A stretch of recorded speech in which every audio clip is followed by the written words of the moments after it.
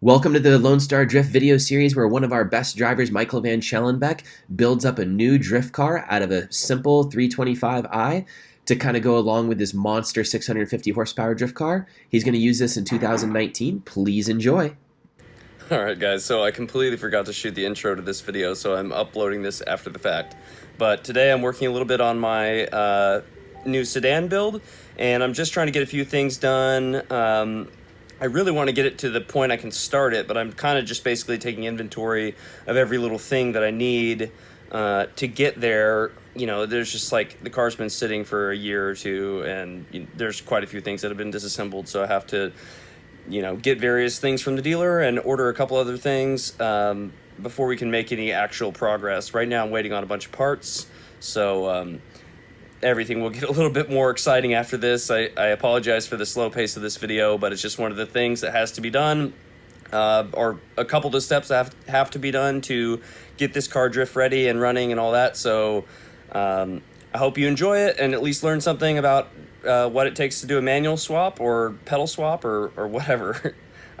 Hopefully there's at least a little bit of entertainment value there. Enjoy! Well, I went ahead and threw in the battery.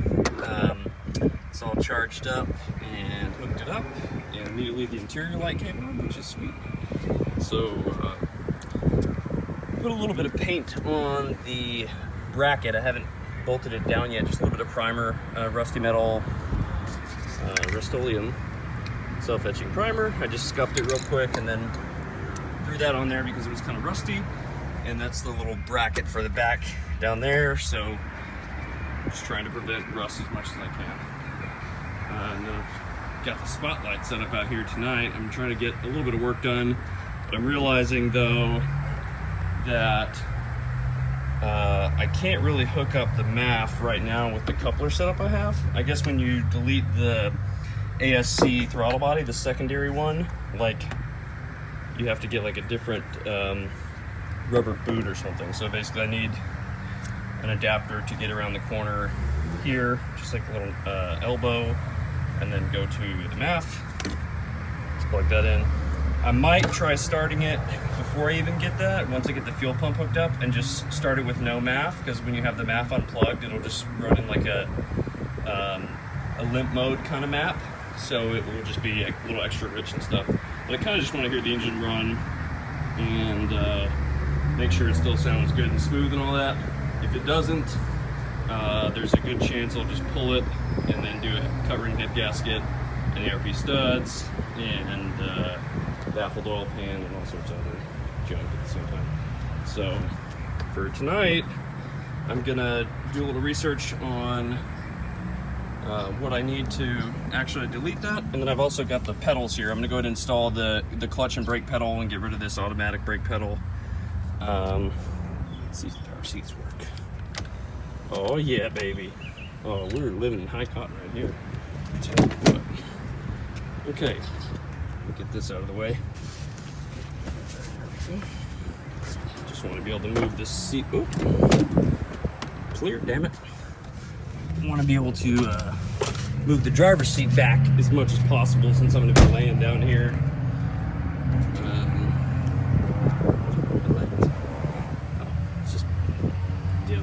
Okay, move this back all the way, and then I'm going to be laying down there upside down probably to install this stuff. Cool, man, everything works. It's great. I love power seats. I haven't had them in a daily in a while. Let's see what else we got in here. How many miles on this bad boy? 176. Challenge accepted. We're turboing at 176, guys. Yeah, like a little system and stuff. Let's see if the interior works. The rear one does, not this middle one. It works. Do I dare try the sunroof? I don't know. If it gets stuck right now, it's about to rain for a week. I think I'm gonna hold off on that and wait until a sunny forecast. I do like the old school analog climate control on the OBD2 E36s. They went digital, and the resistors and shit in those fail all the time. So it's way better to just have that.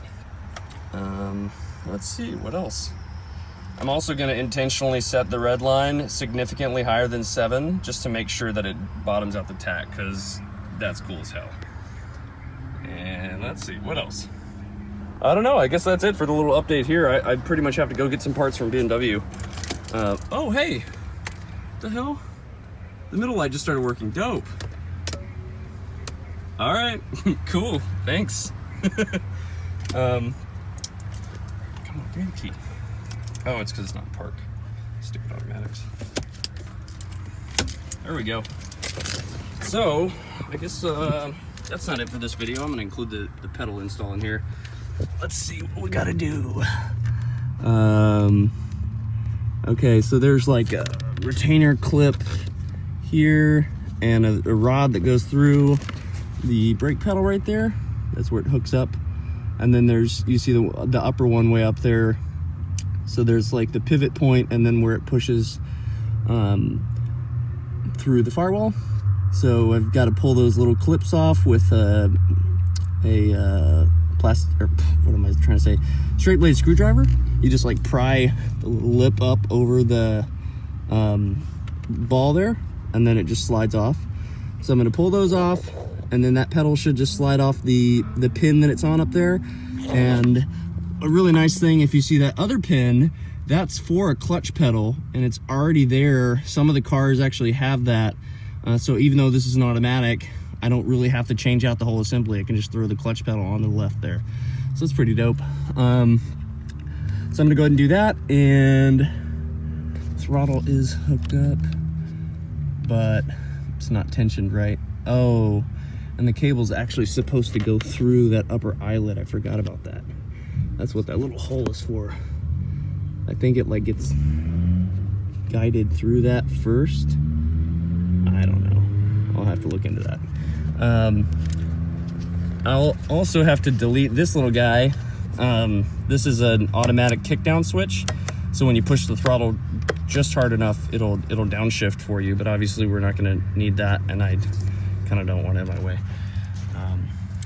So that's the plan for now. Let me try to go get those clips off from the top and pull this brake pedal out. I just had a random epiphany, but I haven't used spotlights on a car in a while, and the last time I used spotlights was building my drift car in the driveway at night with spotlights. So here we are, on to the next one, doing man, can't see shit in there, doing spotlight work, just like making use of the hours at night. It's like 8:30 or something, but I'm not really tired or anything. Kind of woke up late today, so might as well keep jamming, get these pedals done. And I really want to put these coilovers on that I have just for the hell of it, but they're old used TRM ones, and I'm gonna get BCs anyway, so there's kind of no point in doing that. It's just like double the work for me to pull them off later and get the BCs on there. So I'm gonna go ahead and take care of these pedals and keep jamming. All right, this is gonna be a super close-up video, but hopefully you guys can see this. The pedal is connected to the brake booster right here. So there's a little pivot point, and this is where it touches the brake switch. Well, you have to remove this 10 mil from the backside over here so that this whole thing can move back a little bit, and that way you can pull the brake pedal forward enough to get it out of this little U-shaped joint or whatever. And then I pulled the clip off of that piece at the end. As you can see, that's the brake bushing coming out at the end there, coming off the pin. So we're gonna remove that 10, pull this bracket back, and then hopefully just pull everything out. 10 out, pulled the brake switch off of the pedal assembly, and then the little spring and everything easily popped out of here. And then now I can just wiggle this. I'll pull this forward. It's about to hit my face. And then all the way off at the end. There we go. So there's the rod like I was talking about on the other side. There's the clutch side. Just pulled the brake pedal off. Installation is reverse of removal, so there's a bushing on each side there. The other pedal I have already has those in it, so I'll just go ahead and pop that one in right now. All right, so here you can see the difference between the automatic and the manual brake pedal. They are, you know, the manual one's just about half as wide because you obviously have to fit 3 pedals in there instead of 2. So bye-bye automatic. Let's go ahead and throw the manual one in. We do have the bushings in already, and installation is reverse of removal. I'm sure you guys have heard that a million times, but you just slide it back on, and then on the end of the pin there's that little indentation where the clip goes. Just slide the clip on. So I'm gonna go ahead and do that. I got the manual pedal in, and I got the clip back on up there. Bushings are in, as you can see, on each little side there. Now we need to put the this guy, the spring and everything, back in through the pedal. Whoops. The edge of the spring bushing is actually a little shot here. You probably have to get a new plastic piece there. But the way this works is it goes, let's see, it rotates it this way. No, rotates this. Okay. Come on, baby. There we go. So the spring just kind of holds the pedal forward, and it has this little tab here that has to go on the arm there. So get it kind of rotated onto there. There you go. Now there's a tab on the other side too. It's square on the arm. It's hooked into this little plastic bushing over here, which is shot. I'll get a new one of those at the dealer tomorrow. Now I have to put the clip back on this piece, and then our brake pedal swap is complete. Then we'll go ahead and put the clutch pedal on in just a second. Actually, the pedal swap is not complete. I have to put this thing back in with the 10 mil because that little flat's what touches the brake switch. So I will secure the clip, put this 10 mil back in, and then that brake pedal install is complete. All right, got everything reinstalled. Clips are back on. The brake sensors back in place. This little tab's touching there, bolts in, and this little notch piece is on there. So there we go. God, that is like my least favorite position, just laying way down there, upside down. Okay, now we have a manual brake pedal. Let's put the clutch on. All right, so I got the clutch pedal on the pin. This is the bracket for the clutch switch, which is activated by that. I don't know if I'm gonna get one or not. I might, because that's kind of an easy way to wire around the neutral safety switch since this car isn't automatic.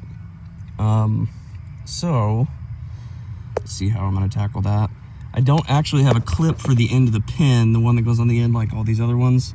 So I'll have to get that from the dealer as well tomorrow. And then I'll have to figure out what else is missing here. This is a pivot point, but I can't really remember what that goes to. I guess that pushes on something, obviously, but I can't remember. I'll have to look up some diagrams and go back to it. All right, guys, I think that's gonna do it for this video. I didn't make quite as much progress as I wanted, but I really just need to get to the dealer and order quite a few things. That the tank seal, the clip for the throttle cable, the clip for the clutch pedal, and maybe a clutch switch. And then I also need to probably get a rubber boot to adapt from the 2.75 inch throttle body to the 3 inch MAF and make a 90. So I might have one of those laying around. I'll look. But goal for next video is to get the car actually running. So I'm gonna finish installing the fuel pump. I'm gonna relay it to the battery, which I will explain how to do in the next video as well. And then we're hopefully gonna hook up the MAF and crank it over and see if it runs. So stay tuned, thanks for watching, and see you next time.